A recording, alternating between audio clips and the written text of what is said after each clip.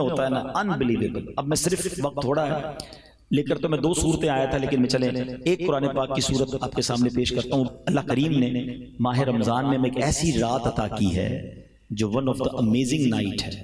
قرآن قرآن پاک میں کسی چیز کا ذکر آ جائے نا، علماء بیٹھے ان سے آپ پوچھیں کہ ذکر آ جانا بھی بہت بڑی بات ہے، تو یعنی جس کا ذکر آ جائے نا تو اس کی سگنیفیکنس بڑھ جاتی ہے. مگر جس رات کا میں ذکر کرنے جا رہا ہوں اس رات کا ذکر نہیں آیا. اس رات کی امپورٹنس بیان کرنے کے لیے قرآن پاک میں پوری سورت نازل کر دی گئی ہے، ایک آیت بھی نہیں، پوری سورت dedicated for that particular night. Try to understand the importance of that night کہ کیسی رات ہے کہ جس کا ذکر نہیں کیا اس کے لیے پوری سورت نازل کر دی ہے. اور کس خوبصورت انداز میں بیان کیا اس سورت کے بارے میں. اللہ قرآن میں فرماتا ہے بسم اللہ الرحمن الرحیم انا انزلناہ فی لیلۃ القدر وما ادراک ما لیلۃ القدر لیلۃ القدر خیر من الف شہر تنزل الملائکۃ والروح فیہا باذن ربہم من کل امر سلام ہی حتی مطلع الفجر. ودن اے منٹ تلاوت پوری ہو جاتی ہے، مگر اس کی امپورٹنس، اس کی جو اندر کی ایسنس ہے، کبھی ہم نے اس کو لینے کی کوشش کی. آئیے پہلے ذرا تھوڑا سا اس کا ترجمہ سنتے ہیں، پھر اس قرآن پاک کی سورت کا شان نزول آپ کو بیان کروں گا، ایمان تازہ ہو جائے گا. اب اس میں اللہ فرماتا ہے بے شک ہم نے اسے شب قدر میں اتارا. انا انزلناہ فی لیلۃ القدر، قرآن شب قدر میں نازل ہوا ہے. اب یہاں ایک بعض اوقات ذہن میں سوال آتا ہے کہ قرآن تو جبریل امین لے کر آتے تھے نبی پاک کے پاس، وہی لے کر کبھی باری باری آتے تھے، تو شب قدر میں کیسے نازل ہوا؟ تو اس کی ڈفرینشیٹ، اس کو تطبیق علماء نے یہ کیا کہ شب قدر میں اللہ کریم نے لوح محفوظ سے یہ قرآن آسمان دنیا پر نازل کر دیا، اور پھر آسمان دنیا سے 23 سال کے عرصے میں پیارے آقا کی عمر مبارک 63 سال اور 40 سال کی عمر میں پہلی ملاقات ہوئی تھی حضرت جبرائیل سے غار حرا میں، پہلی وہی آئی تھی نا. تو یہ 23 ایئرز کے اندر بتدریج پارشلی قرآن جبریل امین لے کر نبی پاک کے دل اقدس پر لے کر آئے. مگر شب قدر جو ہے یہ قرآن لوح محفوظ سے آسمان دنیا پر نازل کر دیا گیا. اچھا اب قرآن آگے فرماتا ہے وما ادراک ما لیلۃ القدر، تم نے کیا جانا لیلۃ القدر کیا؟ یہ بڑی عجیب سی بات ہے دیکھا جائے تو. قرآن ہم سے کیوں پوچھ رہا ہے؟ اے اللہ کے کلام، ہم سے سوال کیا جا رہا ہے کہ تم نے کیا جانا لیلۃ القدر کیا؟ تو علماء بڑی پیاری بات فرماتے ہیں کہ قرآن کا اسلوب ہے، قرآن کا ایک خوبصورت اسٹائل ہے کہ whenever Quran try to emphasize something اور try to explain something big، کوئی بڑی بات جب قرآن نے کرنی ہوتی ہے نا، جب اللہ کا کلام ہماری توجہ چاہتا ہے تو اللہ قرآن ہی میں سوال فرماتا ہے وما ادراک ما لیلۃ القدر. آپ نے القارعۃ ما القارعہ وما ادراک ما القارعہ، یہ اور 2-3 جگہ پر بھی موجود ہے. قرآن خود پوچھتا ہے کہ بتاؤ یہ کیا ہے، پھر سبحان اللہ اگلی آیت میں قرآن خود ہی جواب دیتا ہے وما ادراک ما لیلۃ القدر، تم نے کیا جانا لیلۃ القدر کیا؟ اب سنو اگلی آیت میں فرماتا ہے رب لیلۃ القدر خیر من الف شہر، لیلۃ القدر 1000 مہینوں سے بہتر ہے. اب یہاں بھی ایک سوال ذہن میں پیدا ہوتا ہے کہ 1000 مہینے جو ہیں یہ ہمارے حساب سے کوئی پرٹیکولر گنتی نہیں بنتی ہے. 83 سال اور 4 مہینے بنتے ہیں، 100 سال بتا دیے جاتے، 80 سال بتا دیے جاتے ہیں. ایگزیکٹلی 1000 مہینوں کی بات کیوں ہوئی ہے؟ سبحان اللہ. جبھی تو کہتے قرآن پڑھو اور اس کے پس منظر، اس کی تفسیر میں پتہ ہونی چاہیے. اب سنیے، ہوا یہ تھا کہ نبی پاک علیہ السلام، اس کے بہت سارے شان نزول علماء نے بیان کیے. بہت خوبصورت واقعہ شان نزول میں ملتا ہے کہ نبی پاک علیہ السلام نے ایک بار صحابہ کرام علیہ رضوان کے سامنے ایک بہت خوبصورت واقعہ بیان کیا. بنی اسرائیل کا ایک بزرگ تھے جن کا نام تھا حضرت شمعون رضی اللہ عنہ. پیارے آقا علیہ السلام نے فرمایا کہ حضرت شمعون، میں حدیث کا خلاصہ پیش کرتا ہوں کہ ایک ایسے بزرگ تھے جنہوں نے 1000 مہینوں تک کیسے عبادت کی کہ دن کو روزے رکھے، رات قیام میں گزاری اور اللہ کی راہ میں جہاد بھی کرتے تھے، اور بڑے اسٹرانگ تھے، ویری ٹو مچ پاورفل. اچھا اب ان کی جو دشمن تھے نا وہ پریشان ہو جاتے تھے، جو کفار تھے وہ لڑتے تھے، سب کو گرا دیتے تھے. اب کوئی چال چلتی نہیں تھی ان کی. تو ان ظالموں نے کیا کیا، آپ کی بیوی کو لالچ دے کر، پیسوں کا لالچ دیا کہ کسی طرح ہمیں یہ گرفتار کروانے میں مدد کرو. بیوی لالچ میں آ گئی. اس مکار عورت نے کیا کیا، اپنے شوہر کو حضرت شمعون کو رات کو رسی سے باندھ دیا کہ صبح اٹھیں گے تو میں کافروں کو بلا کر حوالے کر دوں گی. اب جب رسیوں سے باندھا اور وہ لوگ آنے سے پہلے حضرت شمعون کی آنکھ کھلی، انہوں نے اپنے آپ کو رسیوں میں بندھا دیکھا تو ہاتھ ہلایا تو رسیاں ٹوٹ گئیں. فرمایا اللہ نے تو مجھے بہت طاقت دی ہے، رسیاں کیا میرا بگاڑیں گے؟ کہتی نہیں حضرت میں تو آپ کی طاقت چیک کر رہی تھی. ٹھیک ہے. دوسرے دن اس عورت نے رات کو زنجیروں سے باندھ دیا کہ اب کیسے نکلیں گے. آپ صبح اٹھے, ہاتھ ہلایا تو زنجیریں ٹوٹ گئی. عورت کہتی میں تو آپ کی طاقت چیک کر رہی تھی. آپ نے کہا مجھے اللہ نے بڑی طاقت دی ہے سوائے میرے بالوں کے. اب یہاں اس حضرت شمعون کی زبان سے یہ نکل گیا, پہلے کی جو شریعت تھی نا اس میں بڑے بال رکھنے کی مردوں کو اجازت تھی. ہم نبی پاک کے امتی ہیں, ہماری شریعت میں مرد کو کندھے سے نیچے بال رکھنا حرام ہے, یاد رکھیے گا. اور عورتوں کو کاندھے سے اوپر بال رکھنا حرام ہے. یا الٹا ہو گیا ہے, مرد کے بال اتنے بڑے بڑے ہونے لگ گئے, پونیاں باندھتے ہیں مرد, اور عورتیں اتنے چھوٹے بال کرا رہی ہیں کہ جناب پتہ ہی نہیں چلتا. کبھی کبھی تو کوئی بندہ جا رہا ہو اتنے بڑے بال ہوتے لگتا ہے کوئی خاتون جا رہی ہے, جب پیچھے مڑ کے دیکھتے پتہ نہیں آ رہی تو مرد ہی ہے. تو کیوں کرتے ہیں ایسا؟ مسلمان ہیں, ہماری کوئی پہچان ہے, اور جو شریعت کا حکم ہے اس پر عمل کریں. بہرحال حضرت شمعون کو اس عورت نے رات کو انہی کے بالوں سے باندھ دیا. اب آپ صبح اٹھے تو اپنے آپ کو چھڑا نہیں سکے. اب ان ظالموں نے کیا کیا کہ آپ کو بڑی بے دردی سے شہید کیا, آپ کو کاٹا, آپ کے ٹکڑے ٹکڑے کیے. اب جب آپ کو شہید کیا نا تو اللہ کی غضب کی ایسی بجلی نازل ہوئی کہ جتنے یہ قتل کرنے والے تھے سب کے سب ان کی بیوی سمیت سب راکھ ہو گئے. اچھا, اب یہ واقعہ نبی پاک علیہ السلام نے صحابہ کے سامنے سنا, میں نے بھی آپ کے سامنے سنایا. آپ کے ذہنوں میں کیا بات آ رہی ہے؟ ہمارے ذہنوں میں کیا بات آتی ہے؟ یار یہ بزرگ کتنے بڑے بزرگ تھے, کتنی محنت کی اور کیسے ظلم کے ساتھ شہید ہوئے. واقعی یہ تو ہے, مگر صحابہ کرام کا سوچنے کا انداز ہی نرالا تھا. کیا خوبصورت مائنڈ سیٹ تھا. کہتے ہیں حضور یہ پچھلی قوم کے لوگ تو ہم سے آگے بڑھ گئے. 83 ایئرز اور 4 مہینے تو روزے رکھے انہوں نے, رات عبادت کی, جہاد بھی کیا, شہید بھی ہو گئے, ان کی عمریں اتنی بڑی تھی, یہ تو ہم سے آگے بڑھ گئے, اور ہم تو اتنی عمر ہی نہیں ہماری, ہم تو پیچھے رہ جائیں گے, ان کی نیکیاں ہم سے زیادہ ہیں. یہ ہے مائنڈ سیٹ صحابہ کرام کا. ہم جنرل سوسائٹی میں آتا ہوں, میں لگتا ہے میں تو پیچھے رہ گیا, جنرل سوسائٹی میں تو میرا گھر ہی نہیں ہے, میں تو فلیٹ میں رہتا ہوں. اپنی گاڑی کے ساتھ کوئی بڑی گاڑی لگ جائے تو لگتا ہے میری گاڑی چھوٹی, یہ اصل گاڑی تو یہ ہے. کسی کی گھڑی دیکھے تو پریشان, کسی کا موبائل دیکھے تو پریشان, کسی کی فیکٹری دیکھے تو پریشان. ہم اسی میں مر گئے. کسی کے گھر دعوت میں جاؤ تو ہمارے گھر میں جھگڑا شروع ہو جاتا ہے. کیوں بھائی, اس کا ڈرائنگ روم میں دیکھا کیسے صوفے لگے تھے, تم تو لگاتے ہی نہیں ایسے صوفے. دیکھو بچے کی شادی میں کتنا بڑا فنکشن کیا, تم تو کرتے ہی ہو. بندہ بولے میں گھر دعوت میں لے کر گیا, گھر جھگڑا میرے گھر میں شروع ہو گیا. اس چکر میں رہیں گے تو کبھی بھی خوش نہیں ہوں گے.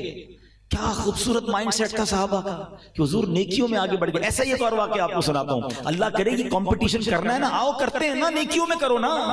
مال کا کمپٹیشن, نعمتوں کا کمپٹیشن کبھی بھی ختم نہیں ہوگا. آپ کروڑ پتی ہیں, آپ کو ارب پتی نظر آ جائے گا. آپ ارب پتی بن بھی گئے تو خرب پتی نظر آ جائے گا. لوگوں کے اپنے جہاز ہیں, اپنے آئرلینڈ ہیں, کدھر تک دوڑو گے؟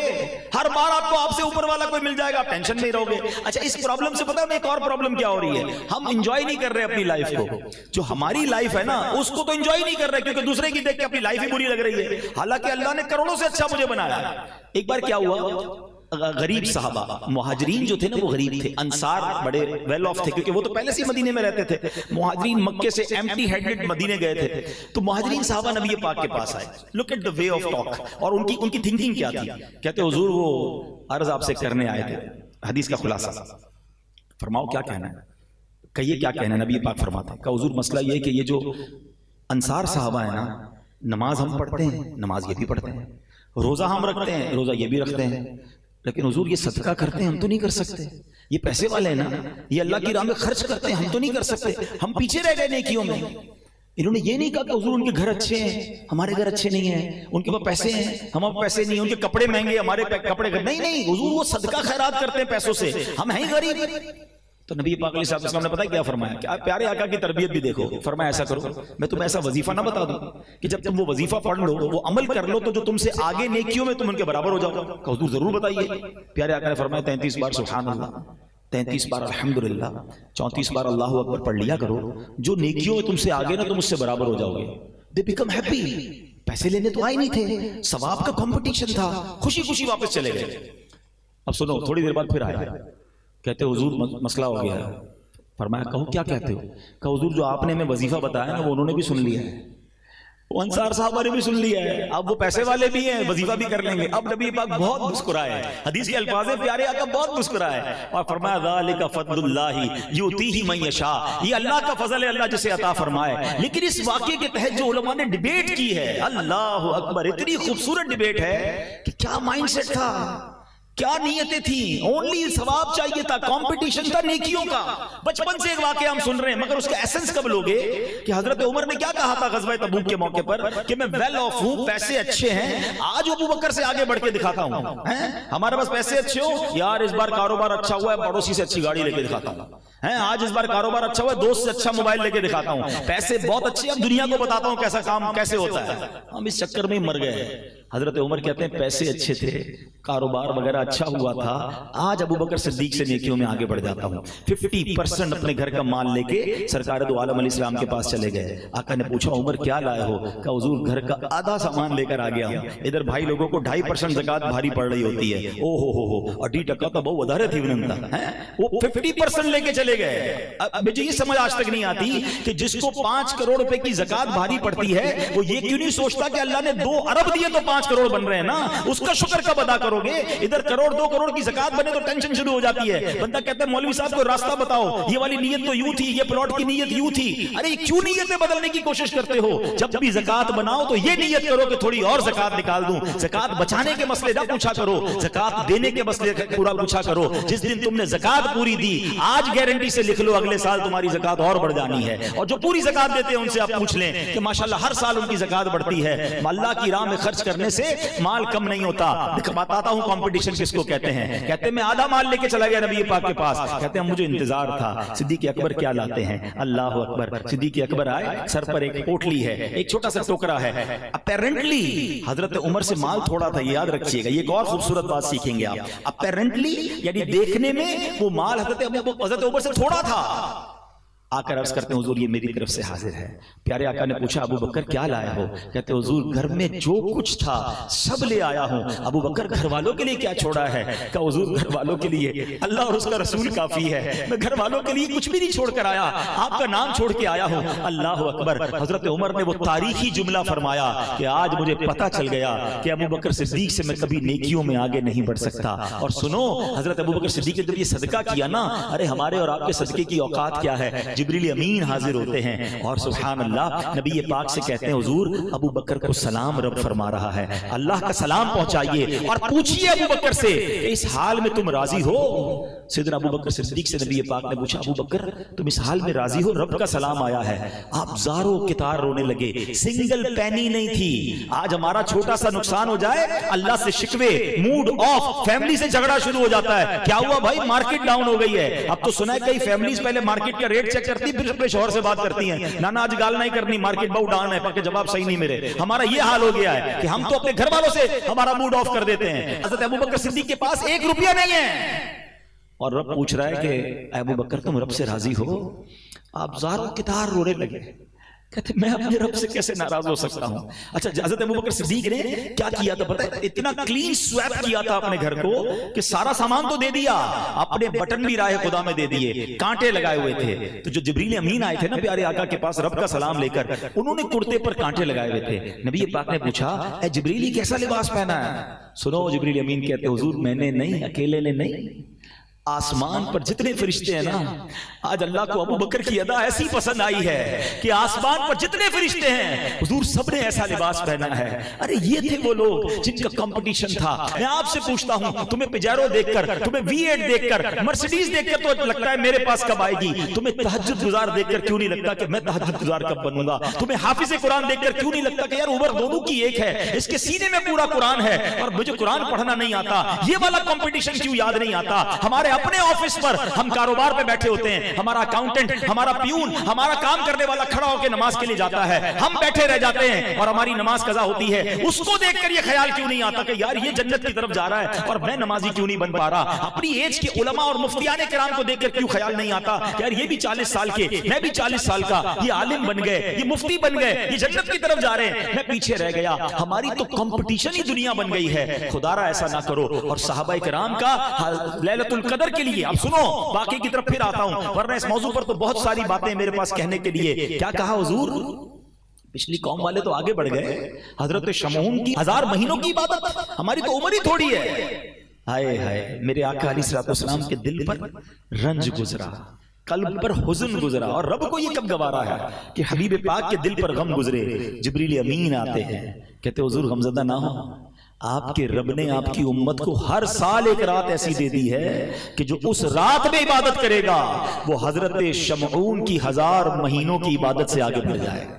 لیلۃ القدر خیر من الف شہر. اور سنو، لیلۃ القدر 1000 مہینوں کے برابر نہیں کہا رب نے، خیر من الف شہر، اور اس سے بہتر افضل ہے. علماء کہتے ہیں رب جانے، اس کی عطائیں جانے کہ 1000 مہینوں سے کتنے بہتر ہیں. اچھا اس رات ہوتا کیا ہے؟ تنزل الملائکۃ والروح فیہا باذن ربہم من کل امر سلام ہی حتی مطلع الفجر. جبریل امین اور جناب فرشتے اللہ کا حکم لے کر آتے ہیں اور سلامتی ہوتی ہے صبح تک. تو یہ رات ہر سال ہمیں عطا کی گئی ہے. میں نے تفصیل اس لیے بیان کر دی کہ be ready for that night, تیار ہو جاؤ اس رات کو حاصل کرنے کے لیے. اور بہترین طریقہ کیا ہے اس رات کو حاصل کرنے کا؟ سبحان اللہ، اور بہترین طریقہ تو اعتکاف ہے. یہ جو